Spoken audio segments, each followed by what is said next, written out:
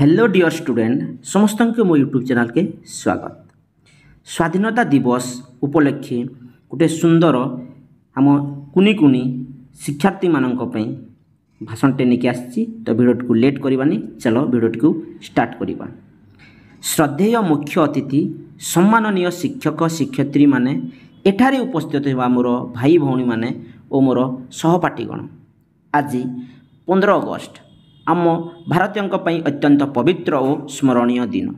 1947 मसीह बहु वर्षर ब्रिटिश दासत्व आम स्वाधीनता लाभ करूँ। यही स्वाधीनता केवल कौन राजनीतिक सिद्धांतर फल नुहे, यह लक्ष लक्ष स्वाधीनता सेनानी बलिदान परिश्रम त्याग और संघर्षर परिणाम। आमर देश को स्वाधीन करने महात्मा गांधी अहिंसा और सत्यर पथ, सुभाष चंद्र बोस को तुम्हें मते रक्त दियो मु तुमको स्वाधीनता देवी बाणी, भगत सिंह, चंद्रशेखर आजाद, रानी लक्ष्मीबाई साहस, वीर सुरेंद्र सायंकर अदम्य संघर्ष और अनेक अजणा वीरंकर बलिदान सबू मिसी यही स्वाधीनतार पथ सजाई।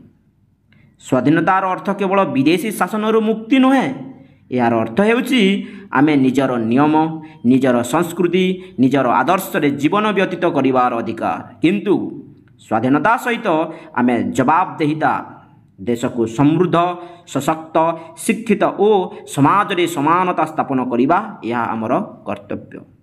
आज 78 वर्ष पर आमे बहु क्षेत्र में अग्रगति करिछु, विज्ञान, प्रजुक्ति, क्रीड़ा, संस्कृति और कृषि रे। किंतु यही सफलतार सत्यता रखिबा पई आमे सत्य एकता और परिश्रमर पथरे चलिबाकू पड़िबो।